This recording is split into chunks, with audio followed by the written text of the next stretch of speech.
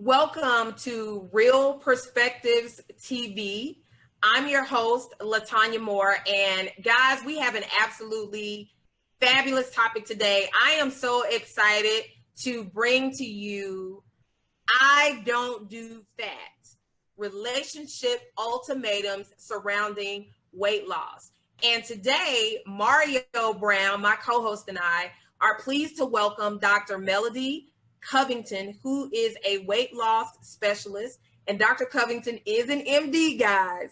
So she's going to be able to share some really fabulous tips for us and those of us that are dealing with weight loss issues as it relates to relationships and some weight loss options. So welcome to the show, Dr. Covington.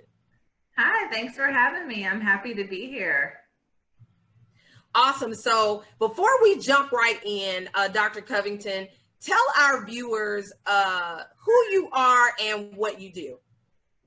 So my name is Melody Covington. I am a board certified internal medicine physician. I am also board certified in obesity medicine. So I'm a bariatrician by trade, and that means that I specialize in not only the disease of obesity, but also the chronic diseases that obesity can cause. So I have a practice in Charlotte, North Carolina. It's called Abundant Health and Vitality Associates, and I do 100% weight management. So that can span from weight loss, post-bariatric surgery, long-term weight maintenance for someone who's used diet and exercise, food sensitivity testing. There's a plethora of things that I actually provide for patients. And I do also have my own story. I've lost and maintained 80 pounds for the last 11 years. So I can empathize with my patients who are going through the weight loss journey. Awesome. So you said 80 pounds. You lost and kept off 80 pounds for 11 years. Share with us a little bit about your own weight loss journey. So I grew up as an overweight child, and we know that weight is multifactorial. It is associated to a genetic component to some extent. We're born with a certain number of fat cells, and those fat cells mature by the time we're 18 to 21. So some of that played into it, but also diet and habits that I had growing up. So when I went off to college, I was in charge of my own diet. And at that time I was motivated to lose weight. So I did it the natural way. I did not use any medications. I did not do bariatric surgery, although I support those modalities where they're appropriate for patients. And I followed a healthy diet, and I exercised. So I did it the normal way. And the hardest part for my weight loss journey has, of course, been maintenance, because the body has a tendency to want to regain all of that weight that we've lost. So we know that obesity is a chronic disease. So every day I have to maintain my weight and follow those same healthy habits that got me here. Awesome. Now, we all know that there are so many factors, like you mentioned, with weight loss. And I want to really deal with that up front, because Mario and I have had several discussions about things like medical induced weight gain. And like you mentioned, there's some habits, that you just learn as children growing up. So it's not just about the fact that you just eat too much. I mean, some of these weight loss, some of the fact that people are overweight really comes from other things. Talk with us a little bit more about that. Yeah, so that's absolutely right. There are over 50 causes for obesity. There's different subtypes of obesity. So diet and sedentary induced weight gain are only 2 of those 50 to 53 causes for weight gain. So we know that there are several genetic diseases. Just to name a couple, there's people who are born with leptin deficiency. Leptin is one of the hormones that regulates your fat cells and tells the brain that you have enough fat on your body. People who have that deficiency very easily gain weight. That's a genetic disease. It's a congenital thing that they're born with. Prader-Willi is another genetic disease, and these are just examples. In Prader-Willi, patients have very high hormone levels of ghrelin, which is the hunger hormone secreted from our stomach. So these patients cannot control their appetite. They're always hungry. It can be as extreme as eating off of other people's plates, or eating out of the trash can, or stealing food in a convenience store. So, those are just two examples. Other examples are, you mentioned medication induced. Absolutely, there are several medications that can cause weight gain. Steroids, insulin is a huge one. That does not mean to stop your insulin if you're on it, but we know that insulin is a a fat storage and weight gaining hormone. It tells the body to store fat. So people who are on high levels of insulin are going to more than likely gain weight. And there are several other medications. There's antihistamine medications that can lead to weight gain as well. Brain injuries, for example, if certain areas of the brain have been damaged, that can change the way that we eat, or our appetites. So there are several causes for weight gain. It is not just the person on the couch who can't stop eating Oreos. And along with that, there are several ways to treat obesity or to treat weight gain. Everyone is not going to lose weight with diet and exercise. Although I did, my patients have several different modalities that they need to use for their weight loss, dependent on their diagnosis for the weight gain. Absolutely. And I wanted to take some time up front to really deal with things like weight gain, things like, the fact that it, like you said, it's really not just the fact that you overeat. Now, Mario, talk with us a little bit, because I know that you've done a lot of research yourself in the area of medically induced weight gain. So talk with us a little bit about that, Mario. Okay. Thanks again for being on. I think your story is really great, and I want to hear more about it. Personally, I've been on steroids on and off since 1995 for various injuries. While it helped the pain, reduce the inflammation, did what it was supposed to do, it also just kept blowing me up and made it very difficult to get that weight off. And in the journey of discovery, I found out that there's also a psychological warfare that goes along with not knowing what to do about needing the medication and then an exercise plan or an eating plan that's not working. I wanted to talk about that because you said insulin. That was very interesting, because we understand that obesity contributes to diabetes in a lot of cases, but then you need the insulin to live. That's right. So could you talk a little bit about that, Dr. Covington, and as to someone that may be a diabetic, what exactly they could do in that instance? Okay, yeah, absolutely. So the first thing I have to do is give a disclaimer. Okay. Every situation is going to be different. As we talk about different medications that cause weight gain, it's important for people on these medications to not just stop them. Right. Have a discussion with your doctor, make sure that you're doing it in a safe environment, because stopping medication also has side effects. So I just wanted to put that out there first. So with steroids, we'll start there. Steroids do a couple of things. The steroids in our body are naturally produced, and they are extraordinarily potent. When we give people steroids, it's much more than what your body produces. And the steroids in our body hangs out with insulin. They're kind of like cousins. So like insulin tells the body to store fat, so do steroids. And steroids also have a brain component that I won't get into as much, but they increase our appetite. They can cause insomnia, cause us to stay awake longer. People who stay awake longer tend to eat more. And there are certain disorders like night eating syndrome where patients take in a lot more calories just from being up at night. It has to do with the circadian rhythm and things like that. So we do know that steroids cause weight gain. When we look at putting patients on these medications, the place that we start, we take an oath to do no harm. So where we start is risk benefit. If you are on a medication and you need that medication, then you should take it. If the risk of not having the medication outweighs, if the benefit outweighs the risk, then it's a medication that you need. For example, there are lung disorders where patients need steroids or they can't breathe. Lupus is common for steroid use. Someone who just had organ transplant needs steroids to suppress their body's natural tendency to want to reject an organ. So those are examples where being on a steroid is more important than not gaining weight. For several of the medications that can cause weight gain, when I see a new patient in consultation, I go through that medication list and I see, what can we eliminate? Do you need to take Benadryl every night to sleep? Maybe not. We know that that's a weight gaining medication. That may be one that we eliminate. Hydroxyzine is similar.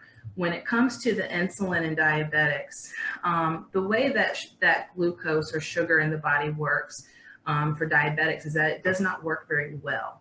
It doesn't get to where it's supposed to be. It stays in the blood vessels and it does a lot of damage there. That's where we see organ loss, losing a limb, blindness, kidney issues. It's because that sugar does not belong in the blood, and insulin is what gets that sugar in the blood into the right places, the tissues and things like that. So a person who has diabetes, their insulin does not work properly, so we have to give them insulin. So do they need the medication? Yes.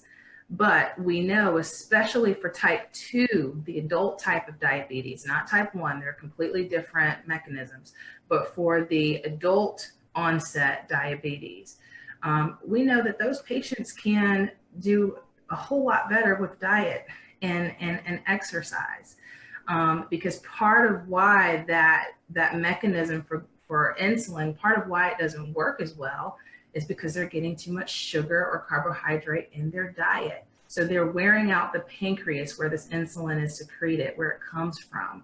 And they get to a point where the insulin doesn't work well, and over time the pancreas cannot produce enough of it. So my advice for people who are diabetic, especially if you're in the pre-diabetes, you're about to go on a medication, or you're at a point where you can turn around, is to start looking at your diet and start looking at processed sugar, excess carbohydrates, and those parts of the diet that you do not necessarily need. Do you need to add sugar to your drink? No. Do you need a drink with sugar in it at all? No. So, bringing your carbohydrates down, and typically what I recommend for weight loss is less than 120 carbohydrates. For diabetes, less than 100 grams of carbohydrate a day. So that what that does is, now that you're not getting the sugar in, you're not causing that insulin to release as much. So it's not having, the pancreas is not having to work as hard. The second thing that someone with diabetes can do with their diet is, when they do get sugar in their diet, if they like to eat fruit, fruit is carbohydrate, fruit is sugar. It doesn't mean that it can't be a healthy part of your diet, but there are some fruits that are much higher glycemic than others. What that means is that there's some fruits that are going to cause a huge spike in insulin. So the second thing that diabetics can do is pair your sugar with protein. So protein will help take the edge off of that sugar high, and it also takes a little bit longer to transmit throughout the GI tract. So Dr. Covington, so the real issue is education. Absolutely, 100%. That's why I am a doctor. Okay. Exactly. Absolutely. Because, and I think that's so critical, because I know that last year I had back surgery, I had a lipoma sitting in my spinal cavity. Mm-hmm. And for so long, they could not figure out what it was. Mm-hmm. The x-rays, of course, wasn't showing that. And so it took a long time. It was actually a chiropractor that asked for me to have an MRI, and that's what he found out. But I was taking tons of steroids to walk, because it was pressing on the sciatica, the whole nine. So through that incident, I learned a whole lot, from various knee injuries, torn meniscus, Achilles heel injuries, when it was popular to give prednisone. Mm-hmm. You know what I mean? Before a lot of the information came along with the long-term effects. And it has been very difficult. And I meet a lot of people that have had injuries, particularly former athletes. They were given cortisone shots and that sort of thing. And it's been very difficult for them to get that weight off. And so many people, when you talk to them about it, there's like, well, man, you need to hit the track. You need to pull away from the table. When the truth of the matter is, there are skinny folk around me that can out-eat me any day of the week. Right. Okay. And I'm looking at that, but we need to hear the truth about, because you said there were over 50 causes of weight gain or obesity or whatever. And so I've never heard that. All the research I've done, I never knew that, because we've only seen, as you said, the two. And that's the normal stuff that we see: junk food, eating out a lot, eating that kind of stuff, not controlling the sugar, not enough exercise, sedentary lifestyle. But then you find people that are 122 pounds on high blood pressure medication, and that sort of thing. But it's because we lack the education to know that this is what we need to target. And we really need more doctors like you, because I think I may come to North Carolina. And I just He's trying to get a free consultation, doctor. No, I'll pay. Tell him that you are not giving him a free. Listen, guys, Dr. Covington is not giving free consultations. She's not giving them to Mario. Not giving them to you right now, okay? No, I got my insurance, and I will come there, because I think, Dr. Covington, that I'm seeing now, because a couple of people are texting me right now. That's why I keep looking down, and they are absolutely getting this. They're absolutely amazed at this information that you are giving, because this is the conversation that even sometimes our own physicians are not giving us. Right, that's right. So in my field of bariatrics, there's only 2,000 certified bariatricians in the entire country. Wow. So a lot of physicians aren't getting advanced obesity training, and you know, a little bit more about my practice, not to promote it, but just to make a point. One of my niche areas is weight management for medical professionals. So majority of my patients are actually physicians, and part of why I did that was because when I was on my journey, I couldn't get a doctor to help me, believe it or not. You know, I heard the same thing that all of us hear: eat less, cut your calories, move more. And yes, that worked in my situation 11 years ago. Would that work now? It may not work as well now. You know, 11 years ago, there was a lot of other things going on. I didn't have a job, was one of them. I created a practice such as mine because you're right. It is still taboo. The medication fen really hurt the industry. The idea that, oh, you're going to take a medication, it's going to kill you, or it's going to give you AFib, or you know, and even the early bariatric surgeries hurt the industry, because there were a lot of adverse effects from those 30 years ago, where we see people with bariatric surgery put weight back on. So there's a part of the medical practice that has shied away from treating obesity as well. And in majority of practices that you go to, they're going to say the same thing that you hear mainstream. They're going to tell you to eat less and move more. But we know that's not, there are many more ways to treat obesity than that. And that may not work for for a lot of patients. If it did, we would not have 30% of our nation, 33% overweight and obese.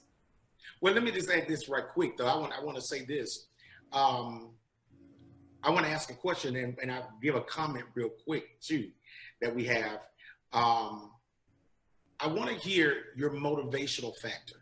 Okay. I want to hear your motivational factor. What was the motivational factor that said to you as a medical professional? Because I'm going to tell you this real quick. One day I went to an orthopedic doctor, and he came in the door, and it was the first time I saw him. And he was like bigger than me. Yeah. I was shocked. You know what I mean? I was shocked, like, you're a doctor, you know? And he was like, well, you know, son, you got to get some of that weight off your knee. Mm. And I'm thinking, really? Because I had never seen a fat doctor. You know, I had never seen a big doctor like that. And particularly in orthopedics. And I'm like, dude, really? And it made me, and then one day we really talked, and he told me what happened to him. And my whole demeanor changed, my whole outlook changed to see him as a human. To see him, a doctor, but a human. So this is why this is so real. But I just want to say this real quickly. One of our listeners and participants said she's tried appetite suppressants. They offered her the band, and she just can't seem to lose the weight, you know. And so I think a lot of people are there where they've been offered various options, and they've tried various things. I mean, I've gone to Georgia Bariatrics, and of course they offered the fin part of the fin, and it raised my blood pressure too high. I'm like, I can't have no stroke now. Right. Trying to take this stuff. It was horrible. I threw it away. And so that's when I, started really, really searching for what is the foundational issue, particularly with a lot of pain medication, narcotics to manage pain, the steroids. And the first thing was to clean your liver. Okay. Because it was, some fatty tissue around the liver and that kind of stuff. So talk to us about that. Those people that feel helpless and they're not, just stuck. Okay. So I can answer that last question, but I don't want to forget about your motivation. Okay. You asked earlier on. So let me start with this. Although there are several treatments for overweight and obesity, it is still equally important to work with someone who can choose the right ones. I see the clinics that pop up on the corner that, everybody gets phentermine. You pay $150 and they'll give you phentermine. That's not good either. Everyone is different. The process that I take patients through is very detailed. My questionnaire is 100 questions. So it asks those things, how do you sleep? Were you heavy as a child? Do you drink alcohol? Are you stressed? And then the medical questions. Do you have a disease? I'm looking for diseases that may be causing obesity. So the answer to the resistant weight loss or the difficult weight loss, or the person who has tried different modalities and has not been successful, is one, keep trying. And two, get with someone who can really figure out what your mechanism for weight loss is. With all of these different ways of gaining weight, or all the different ways that lead to weight gain, there is also a personalized component for each patient. Each patient has a key that goes into that hole. Like I mentioned, 11 years ago for me, it was diet and exercise. I can tell you with 100% confidence that there are some people who are going to do well on phentermine. There are some people who are going to fail phentermine and do well on Belviq. There are people who are going to do well with bariatric surgery. Part of what's cutting edge in obesity medicine, and it's really exciting because hopefully I'll live long enough for us to figure it all out. But the cutting edge thing in obesity medicine is gene mapping and figuring out all of these different pathways and who is the patient who needs this one treatment. Part of the difficulty with weight loss is that, people try a lot of things and they don't work. It may not have been the right thing. So sometimes we can isolate what would be a good modality from asking questions, working with people, getting an idea about their habits, my experience, just knowing that this type of patient does well with this type of patient does well with that. But there's so much that we don't know. So hopefully that answered your question. I would say that we have not found what works for you. The lap band may not have been a great method. What I can say about lap band is that it has fallen out of favor. It's not as popular in bariatric procedures, and most bariatric surgeons are no longer even doing it. There are more risk involved than benefits. However, there are several people who have lost over 100 pounds with lap band. So it depends on the patient. What about the sleeve? There's a comment there's someone that commented that they have literally tried everything except surgery, and they're looking at the sleeve. Now they're not asking right. this question, but I'm asking the question specifically about the sleeve. Tell us a little bit about that, because that's something that's a little bit newer than some of the other procedures we've heard about. That's right. So the sleeve gastrectomy is the most popular bariatric surgery in the nation right now, for good reason. It is a procedure where 80% of the stomach is removed, and they do this removal with staples in a banana shape. So you're kind of, if I had a stomach to show you, you're kind of left with part of your stomach, that curvature, and it kind of looks like a banana when you're done. Part of why it's so popular is because the surgery itself is only about 30 minutes. It's not as high risk. It can be done laparoscopically, meaning they put the cameras in and can cut off the stomach, and they throw the stomach away. They don't need it anymore. So it's not a big open procedure. The recovery is short. And on average, people lose about 75% of their excess weight. So when we look at bariatric surgery, we're looking at people who have 100 pounds of excess weight or more, unless they have less than that in certain diseases like diabetes or some weight-related disease. So patients who've had the sleeve gastrectomy that I've seen do very well. It is restrictive, but meaning people eat less because they have a smaller stomach. But what's magical about the sleeve gastrectomy is that it also has a physiological component. So earlier on, I talked about ghrelin, the hunger hormones. This is the hormone that tells you to eat. There are some people where this is really upregulated. They're just hungry all the time. Well, that part of the stomach that's cut away, it's called the fundus, the top part of the stomach. That part of the stomach secretes ghrelin. So for sleeve patients, not only do they eat less, but they're also not as hungry because that hormone, a portion of that hormone has been taken away. So, you know, do I like the sleeve? I absolutely do. You know, there are still some patients who may be better for the gastric bypass. Gastric bypass has been studied and shown and proven to be more effective for things like diabetes, for example. But the sleeve gastrectomy is a good procedure. It's one to consider if you have a BMI over 40 or over 35 with certain comorbidities. Okay.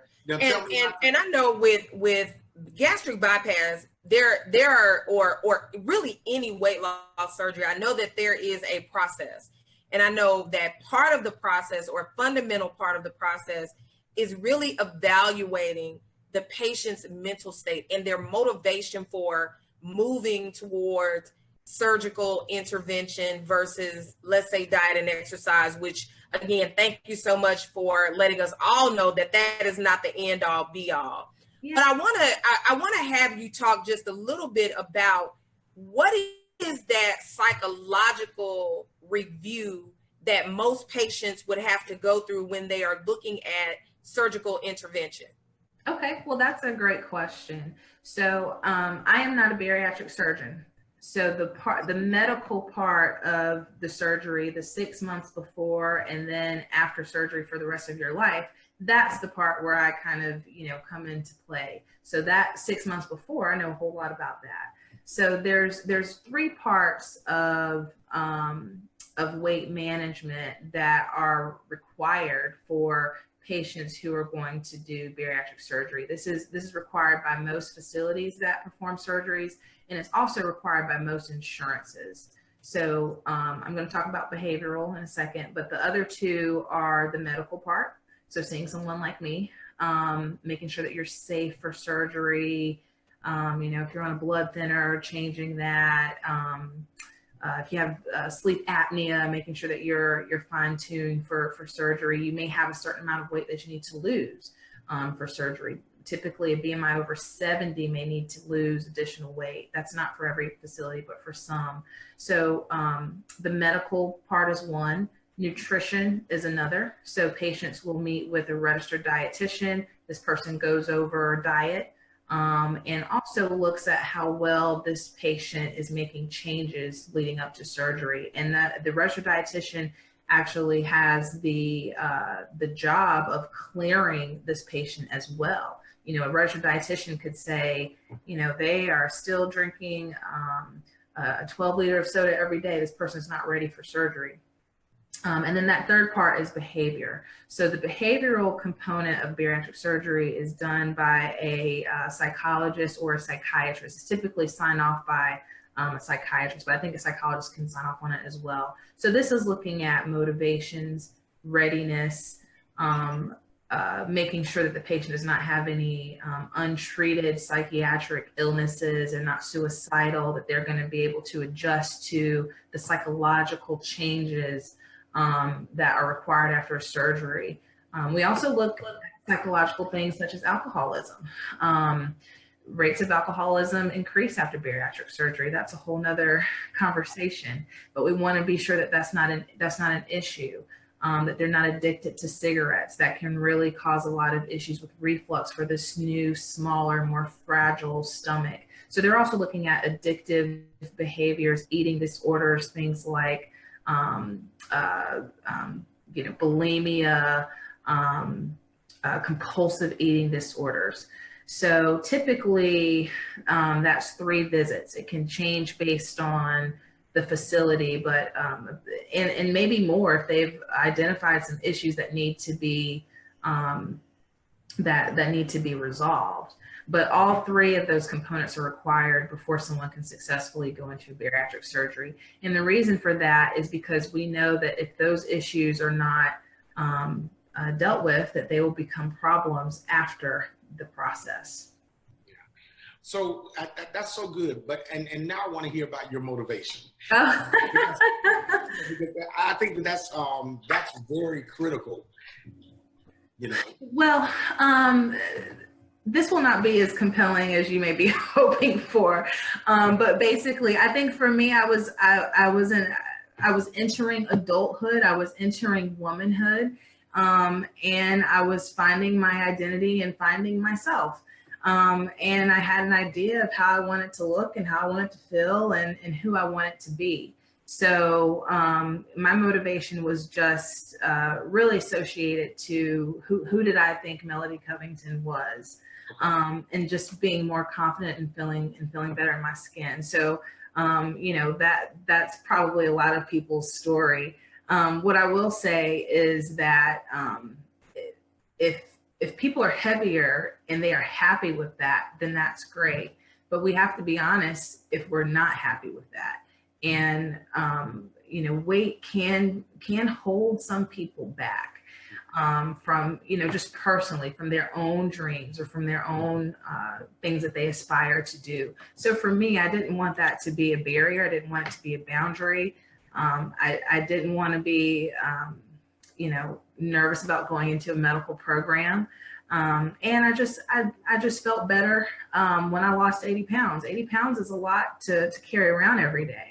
So it kind of was more of a fit and the right time, more so than,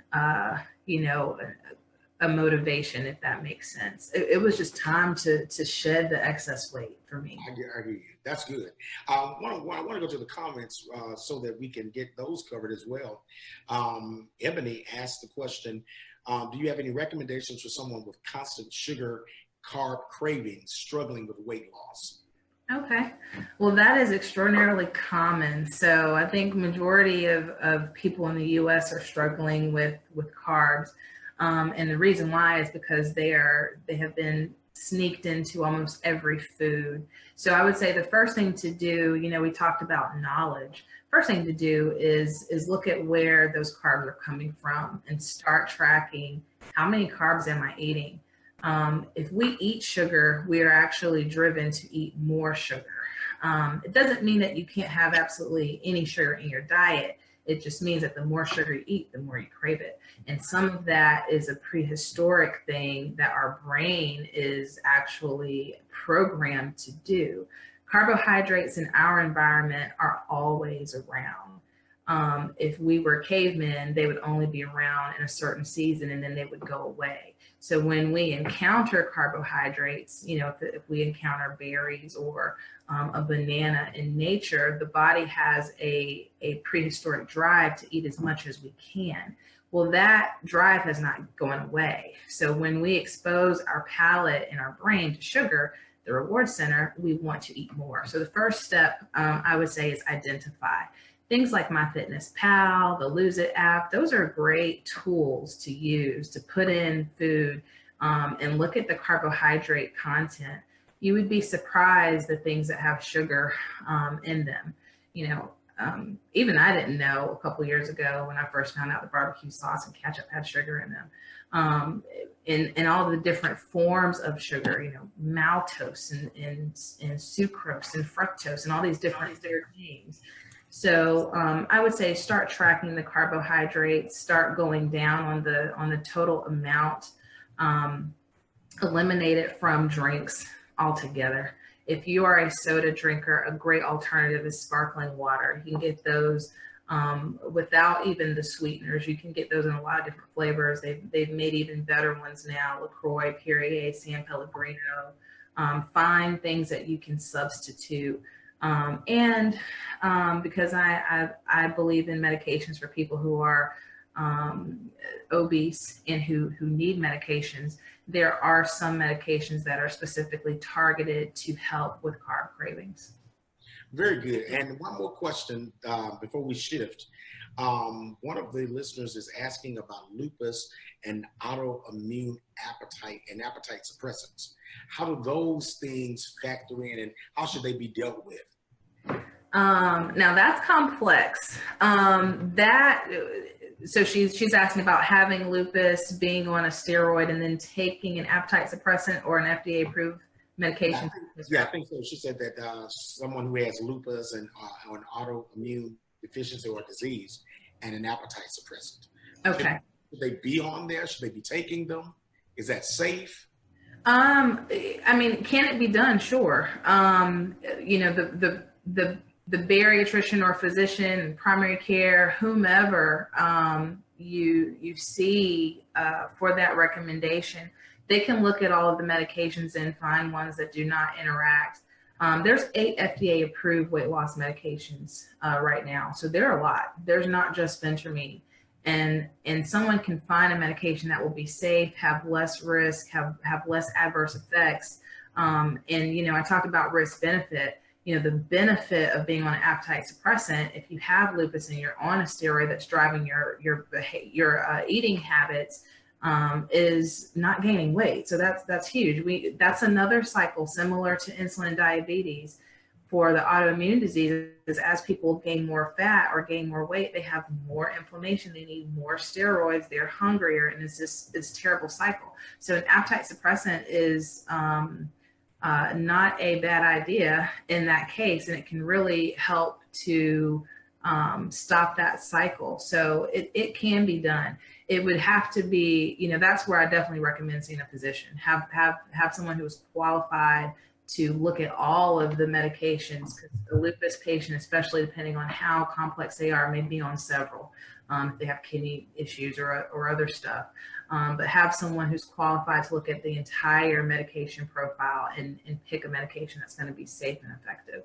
Okay, good deal. Awesome.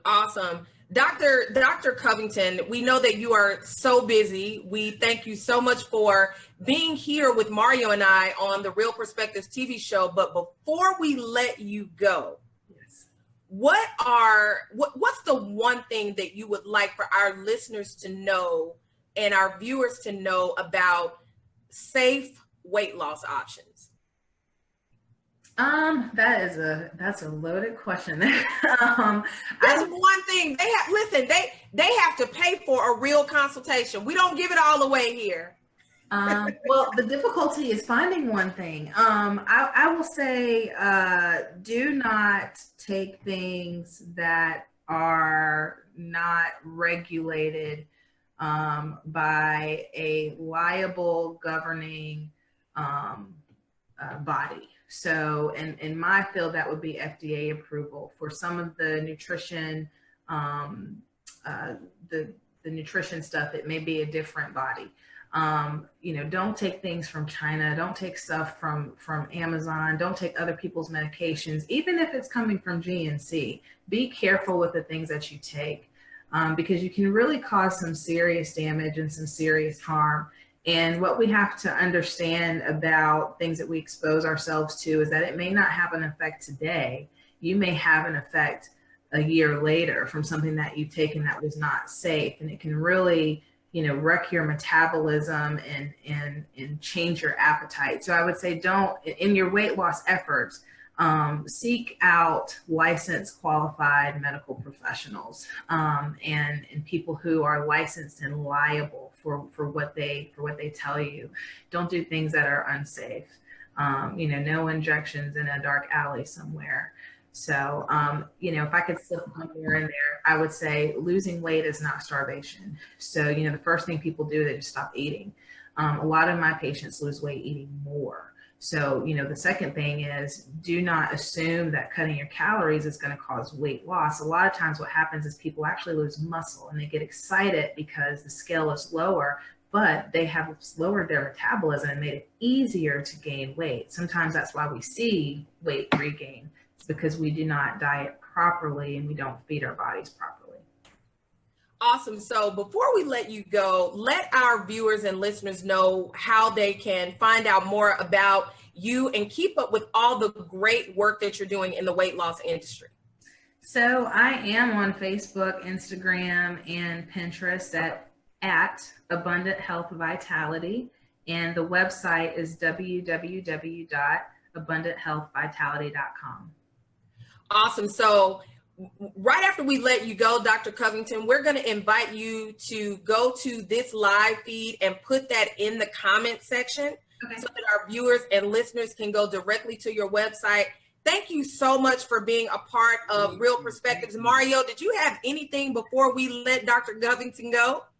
I just want to say that I am just totally impressed with your knowledge base and the dedicated work that you're doing.